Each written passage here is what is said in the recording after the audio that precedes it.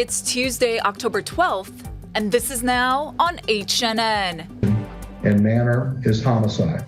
Gabby Petito's autopsy findings have been released. I'm Michael George with what authorities are saying and what's next in the investigation.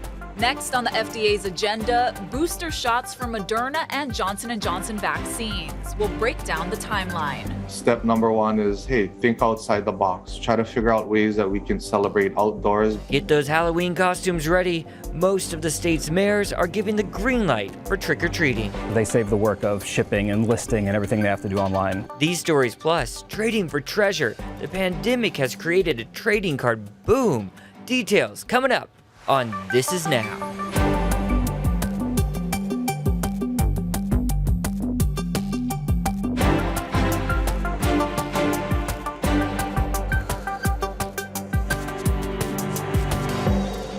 Good afternoon. Thanks for watching. This is Now on this Tuesday. Hey, we want to start with this. That's the state reporting the lowest daily count of COVID cases that we've seen in really a while. Yeah, that's right. 49 new infections being added today. The breakdown by island shows 36 cases on Oahu, 6 on the Big Island, 4 on Kauai, 2 on Maui, and 1 on Molokai. Kauai County separately reporting 9 new infections. And we just got an update on Hawaii's hospitals from Hilton Rathel. He's the president and CEO of the Healthcare Association of Hawaii.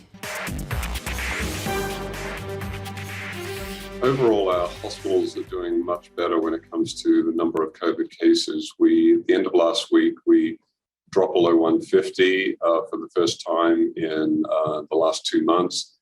We did go just above 150 over the weekend, but today's hospitalizations are 130, and that's the lowest that we've been since August 1. So that is it's a big step to get below 150, but to be in the 130 range. We expect the numbers to continue to come down, and we expect to be below 100 perhaps in another week or so. Many Americans who got the Pfizer shots are already rolling up their sleeves for a booster, while millions of others who received the Moderna or Johnson & Johnson vaccine are waiting to learn when it'll be their turn.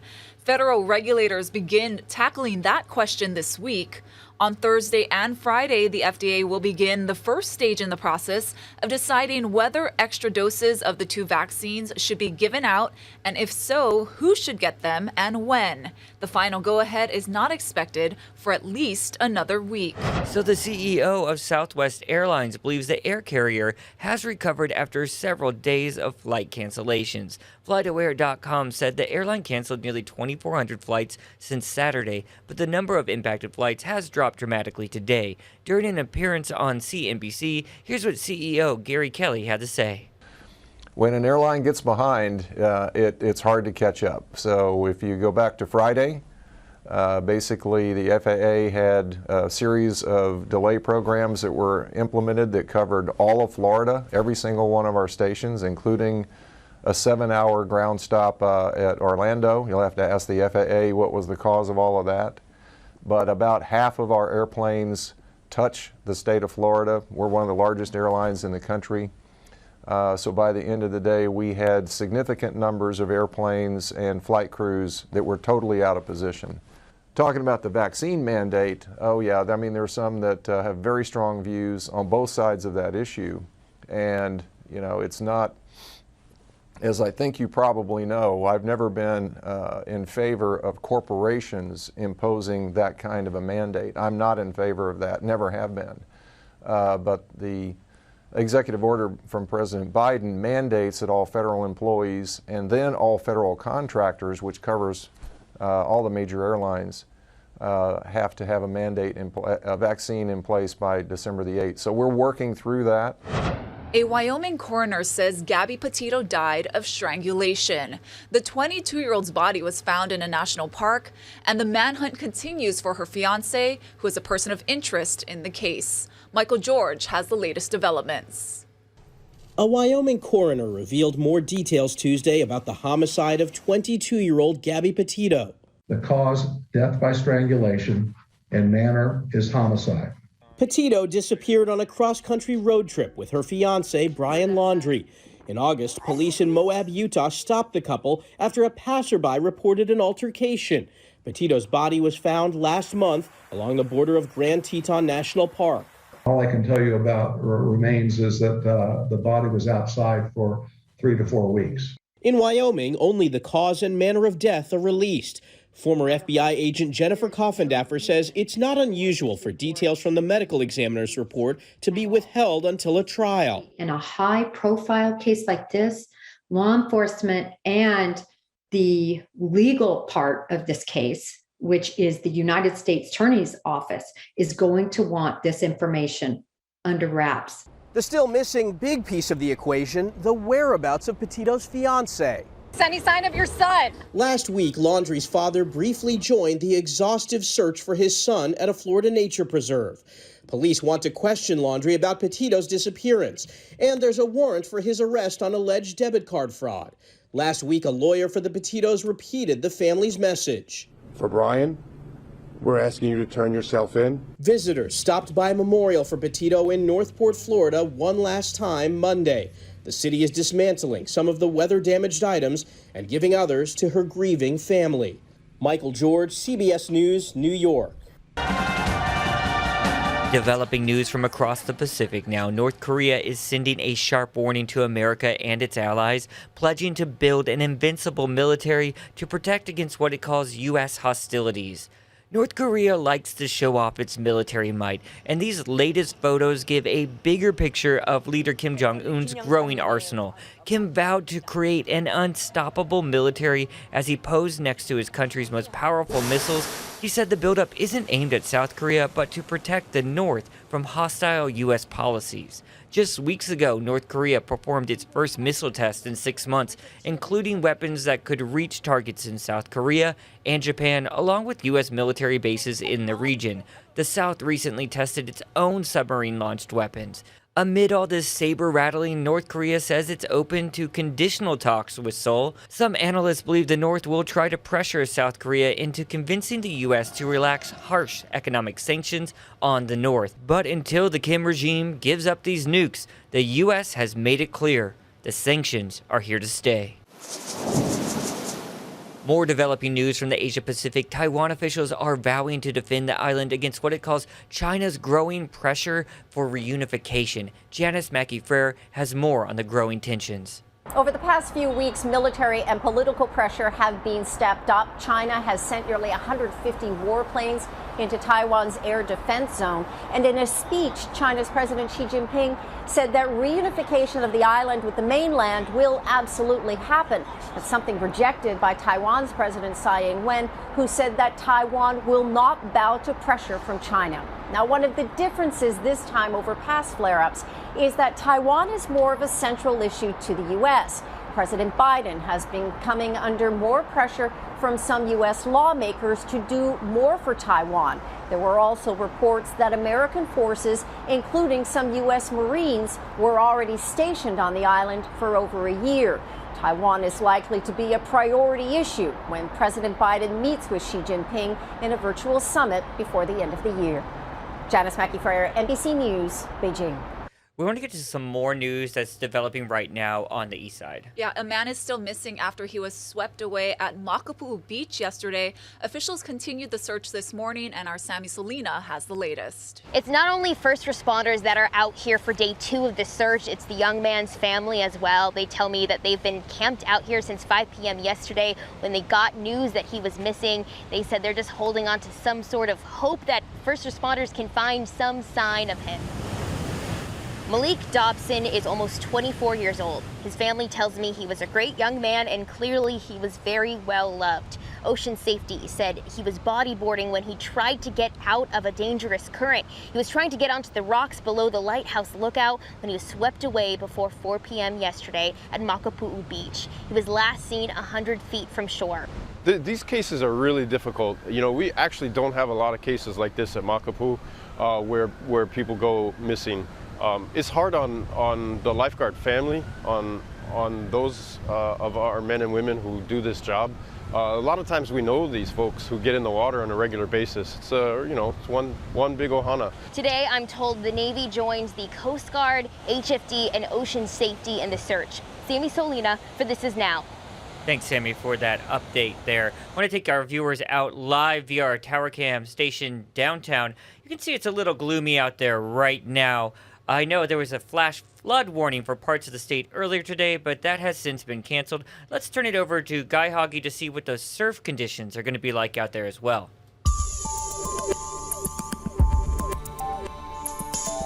And as far as the surf, it's dropping, but still big and dangerous on the east side. That South Shore swell got a little reinforcement today, so that's going to keep the head high to slightly overhead sets rolling in. So a little damp, a little cloudy today, especially for the Big Island and Maui. Drier for Kauai and Oahu, and even drier conditions move in by Wednesday, and those breezy winds will hang on into the weekend. Keep it here on Hawaii News Now. We'll have all your severe weather updates.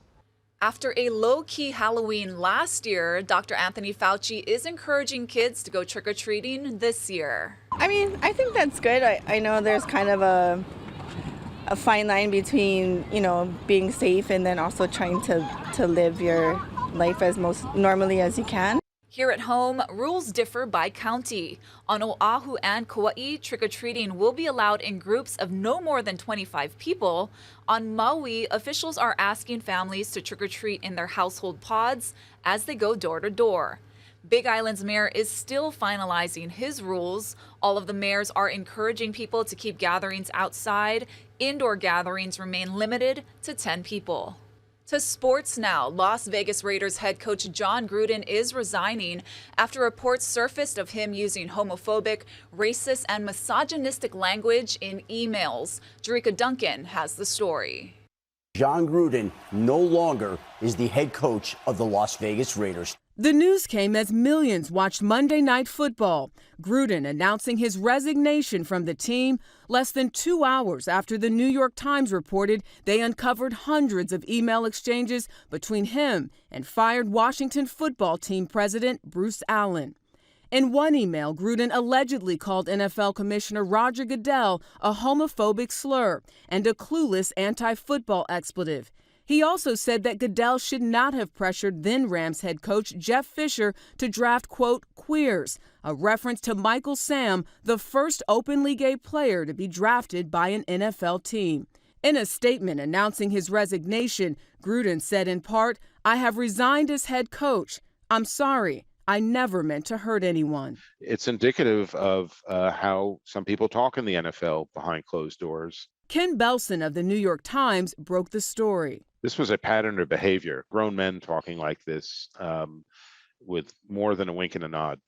And that's pretty disturbing. All I can say is I'm not a racist. The NFL was already investigating Gruden for racist language he allegedly used in an email to describe NFL Players Association Executive Director DeMaurice Smith. It's hard to change people's hearts, what's in their hearts. This was clearly in Gruden's heart and soul. He was just stupid enough or emboldened enough to put in an email. CBS News reached out to the Raiders, Gruden, and Allen, but did not hear back. Jerika Duncan, CBS News, New York. All right. Internet was certainly all buzzed with that story yesterday. But let's get to some other news that everyone's chatting about. And this one had me boiling. It really did this morning when I saw this. Let me pull it up and you'll see who I'm talking about. Talk about rich people problems here, guys. Elon Musk is teasing Jeff Bezos because of their widening wealth gap. Musk tweeted the Amazon founder a second place medal. You can see it there. Yeah, that happened on Monday. Musk says he's the richest person in the world now with $220 billion. Bezos follows behind him with worth nearly $192 billion. Yeah, two companies Musk founded, Tesla and SpaceX, have been growing in value, that's for sure. That is not good sportsmanship and just bad timing with so many people out there in economic peril. Like, don't brag about your $200+ billion, Mr. Musk. Yeah, please. Who does that? Too much. And not that's cool. just asking for bachi, as we like to say here in Hawaii. Agreed, my friend. What'd you find? Twitter is making it easier to remove followers. Now, the social media site has released a soft block feature. It allows users to remove a follower without actually blocking them, so the removed follower won't be able to retweet you or see when you tweet. They also won't be notified that you removed them. Now, this option does give the removed follower a chance to refollow you. Twitter developed the feature as a way to stop abuse and harassment on the platform. Now, John, you know I am a very hard block social media user, so I don't understand why someone would do a soft block. No, I don't either. I'm like, get out of there. Exactly. If I don't want you there, get out. Beat it. Yep. A family in England cashed in big on a pair of lawn ornaments. This is pretty crazy. So the family was moving to a new home and decided to sell these two statues in their garden. They paid a few $100 for them 15 years ago at an auction. And the statues were thought to be replicas of ancient Egyptian relics dating back thousands of years. Well, when the statues were put back on the auction block when this family was about to move, history enthusiasts realized they were actually the real deal. So bidding started at about $400, quickly went up to the winning bid of $265,000. What? Yeah. What? And let me guess, Elon Musk bought them and gave them to Bezos for Christmas. I don't know. But no, that's really cool because I think I have this like lawn ornament somewhere in my garage of a little gnome from about like 1972. But I don't think it's going to be worth that much. You never know. Just throw it on the auction block, Jonathan, and, some expert of gnomes. Those would make really cool garden decorations, though. No lie. Like, they're pretty hip. All right, guys. Speaking of cashing in, there is this huge trading card boom that's happening all over, like, online marketplaces. And you can cash in, and I hope I can. Rachel Topoma has the story for us in our Good News Now.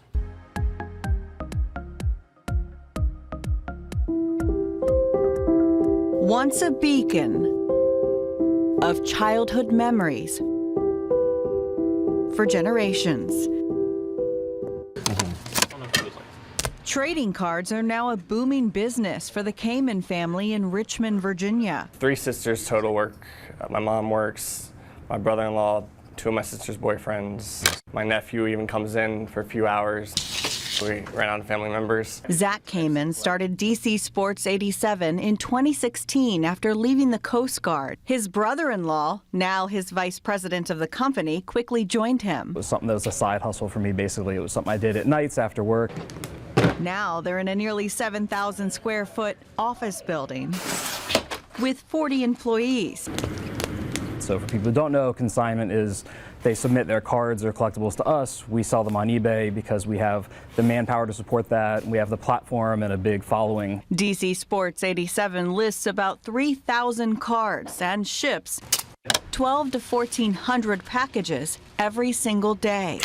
Right now, these are all active auctions. We take a cut of that, and they get the rest, so they save the work of shipping and listing and everything they have to do online. Some cards sell for $10,000, $20,000, even $30,000. This signed Kobe Bryant is asking for nearly $60,000 to buy it now. Investigate TV did its own analysis using the Internet Archive and saw several cards grew more than 3 times in value between 2015 and 2021. Take this 1987 Topps Barry Bonds. Its buy it now price was $8 in 2015. A similar card with the same mint rating is now going for $30. Or this 2003 Upper Deck LeBron James with a pristine 10 rating. It had a buy it now price of $55.73 in 2015. The same card, graded just slightly lower at 9.5, is going for $175. According to verified market research, the trading card industry was worth $13 billion in 2019 and could be upwards of $100 billion by 2027. Soccer cards, UFC, even passionate Pokemon collectors are feeding the resurgence. 2 years ago, we did about $1.5 million in sales on eBay. Last year, that went to a little over 9, and this year we'll end up at about 40 million. So why is one card worth more than another? Well, buyers are looking at the condition of the corners. They want to see how centered the image is on the actual card, and of course, they're looking for surface damage. Some companies grade cards and give them a rating. The higher the rating, The better the condition, the more it's worth. So end up with a 7.5 on a 1953 card is really hard because most people back in 1953 were putting these in their bike spokes. The boom doesn't seem to be slowing down. The tug of nostalgia bringing a century-old pastime roaring into the 2020s. For Investigate TV with this watching your wallet, Jackie Robinson. I'm Rachel DePompa. Thanks, Rachel. What kind of cards did you collect? Oh, I had Pokemon. I had Sailor Moon. Really? Yeah. Okay. I didn't realize though, like how good of condition these cards need to be in. Oh, that's what it matters. Right. Really does. So ours that we put in our bike spokes probably aren't doing so well. Yeah. I was an X-Men cards, and I had a huge collection of Ozzie Smith, who was a famous shortstop from the Cardinals. You might remember him as the guy who did the backflips and was known as the Wiz. He was my all-time favorite. Yeah, I know someone who has a Jordan rookie card, but because I mean, they're like the edges, I guess, aren't great. I still think it's really cool, but they said because of the condition, it may not go for much. Yeah. Well, I'm all about nostalgia and vintage stuff, Yeah. so let's go searching in our mom's attics as soon as we get home. Let's get to some entertainment news. Yes, so it's official. Ncis Hawaii is a hit. So after debuting 3 weeks ago, CBS says it's the #1 most watched new series, averaging 8 million viewers. Aloha, everyone. We are in the middle of shooting a scene in Tennant's car, and we have some amazing news. NCIS Hawaii has just been picked up for a full season! Yeah, boy! That star, Vanessa Lachey, she says the network will likely order 20 to 24 new episodes. And it's doing great. And I love seeing the people we sort of know around in the newsroom making some cameos. So, NCIS, if you need some news reporters...